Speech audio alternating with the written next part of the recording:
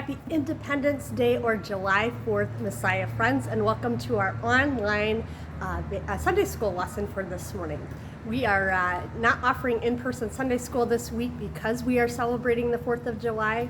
Next Sunday, our adults will resume with in-person, and children and youth Sunday school are going to continue taking a break from in-person during July and early August of summer so we can reset for fall. So we encourage you to continue to join us online during July and August for Sunday school, but won't be having any in person, and can watch for updates on August 15th, Rally Day, when we kick off our fall in-person Sunday school and our Red Letter Challenge.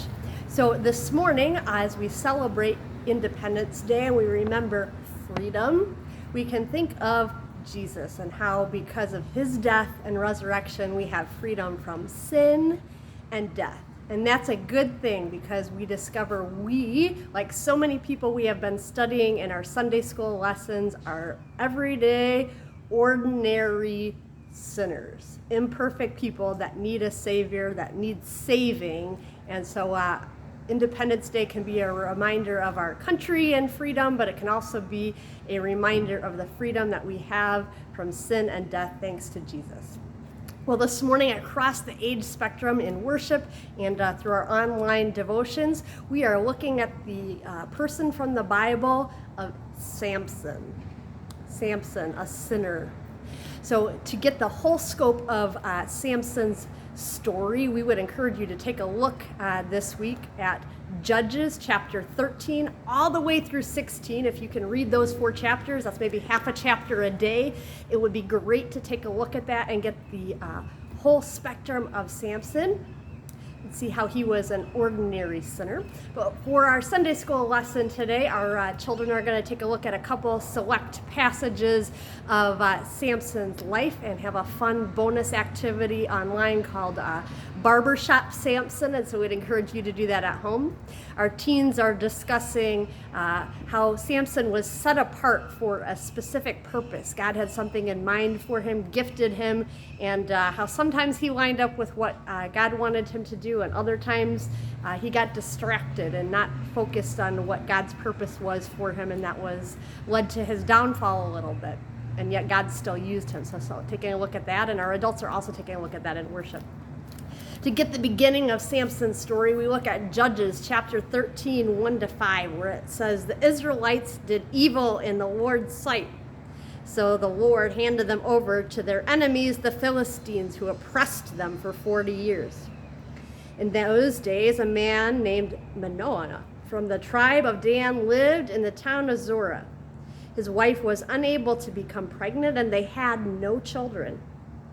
The angel of the Lord appeared to Manoah's wife and said, 'Even though you have been unable to have children, you will soon become pregnant and give birth to a son. Be careful, you must not drink wine or any other alcoholic drink, nor eat any forbidden fruit. You will become pregnant and give birth to a son. His hair must never be cut, for he will be dedicated to God as a Nazirite from birth, and will begin to rescue Israel from the Philistines.'" So we see even before his conception, before his birth, God had a specific plan in mind for Samson to help bring about the rescue of God's people and the defeat of their enemies, the Philistines. And so we see Samson's early years by looking at these chapters. In Judges 15, 9 through 16, we see a little bit of that taking place. It says, "The Philistines retaliated by setting up a camp in Judah and spreading out near the town of Lai. The men of Judah asked the Philistines, 'Why are you attacking us?' The Philistines replied, 'We've come to capture Samson and pay him back for what he did to us.' 3,000 men of Judah went down to get Samson at the cave in the rock of Edom. They said to Samson, 'Don't you realize the Philistines rule over us? What are you doing to us?' But Samson replied, 'I only did to them what they did to me.' But the men of Judah told him, 'We have come to tie you up and hand you over to the Philistines.' 'All right,' Samson said, 'but promise that you won't kill me yourselves.' 'We will only tie you up and hand you over to the Philistines,' they replied. 'We won't kill you.' So they tied him up with 2 brand new ropes and brought him back to the rock. As Samson arrived at Lehi, the Philistines came shouting in trumpet. But the Spirit of the Lord came powerfully upon Samson, and he snapped the ropes of his arms as if they were burnt strands of flax, and they fell from his wrists. He found a jawbone of a recently killed donkey, picked it up, and killed 1,000 Philistines with it. Then Samson said, with the jawbone of a donkey, I piled them in heaps. With the jawbone of a donkey, I've killed 1,000 men.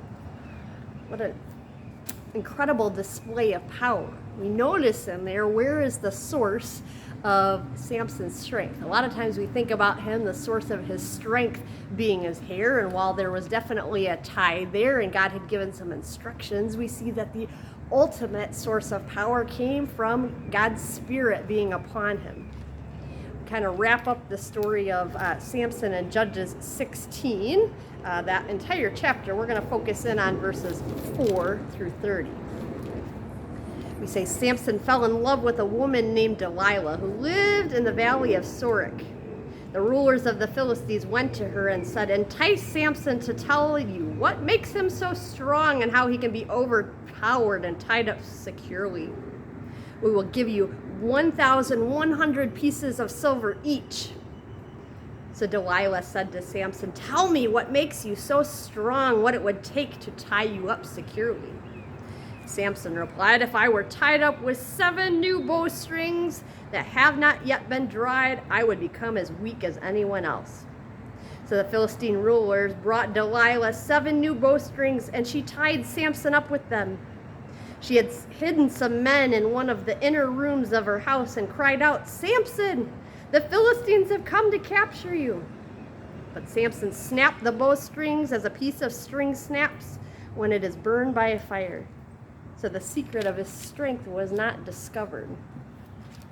We see this kind of play out a few more times here in this story where Delilah tricks him, tries to get the secret, he lies, and we see a trend here where maybe Samson shouldn't have trusted Delilah, maybe should have caught on that this was in danger, but he was so easily enticed that it gave away his secret here. We see that in verse 16. It says, Delilah, tormented him with nagging day after day until he was sick of it. Finally, Samson shared his secret with her. My hair has never been cut, he confessed, for I was dedicated to God as a Nazirite from birth. If my head were shaved, my strength would leave, and I would become as weak as anyone else. Delilah realized he had finally told her the truth, so she sent for the Philistines. Come back one more time, for he has finally told me his secret. The Philistine rulers returned with the money in their hands. Delilah lulled Samson to sleep with his head in her lap and then called in a man to shave off his 7 locks of his hair. In this way, she began to bring him down, and his strength left him. Then she cried out, Samson, the Philistines have come to capture you. When he woke up, he thought, I will do as before and shake myself free. But he did not realize the Lord had left him. So the Philistines captured him, gouged out his eyes, and brought him to Gaza, where he was bound with bronze chains and forced to grind grain in prison. But his hair began to grow back. We see, again, Samson's downfall. He didn't follow God's instructions, and there was a consequence to his actions. The story of Samson ends this way. It says, Philistines rulers held a great festival, offering sacrifices to and praising their pagan god. They said, one god has given us victory over the enemy Samson. When the people saw him, they praised their God. Our God has delivered our enemies to us. The power, the one who killed so many of us now is in our power. They demanded, bring out Samson so he can amuse us. So he was brought from the prison to amuse them.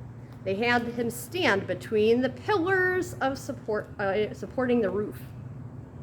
Samson said to the young servant who was leading him by the hand, place my hands against the pillars and that hold up the temple.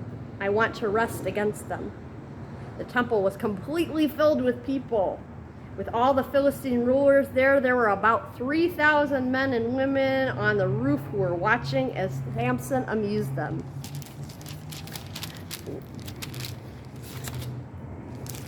It says, then Samson prayed to the Lord, Sovereign Lord, remember me once again. God, please strengthen me just one more time.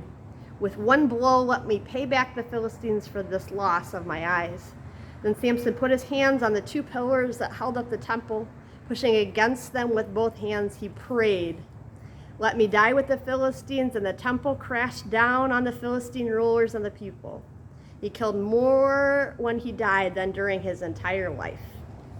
We see that God hears Samson's prayer. Again, Samson turns to the Lord. We see that Samson's strength wasn't really about his hair, wasn't really about what he could do. Samson's strength was found in God, and where he disobeyed and dishonored God, there were consequences. Where he honored God, God was faithful to the promises he had made to his people to deliver them from their enemies, from the hands of the Philistines. And where there were false gods and these people were worshiping false gods, God shows that he is really the one true God, the only God, and that he is more powerful than anything. More powerful than false gods, more powerful than sinners, more powerful than mistakes. And we ultimately see that in Jesus, that Jesus is more powerful than sin and death, and that he uses imperfect sinners just like you and me and just like Samson to accomplish his purpose. And so even at the end of his life, God was able to use Samson to get rid of enemies of Israel and to show how mighty and powerful that he truly is. So take a look at the book of Judges this week and see that. Maybe do some of the activities in our home devotions at messiahtampa.com/Sunday School. And we'll look forward to seeing you online again next week. Bye, friends.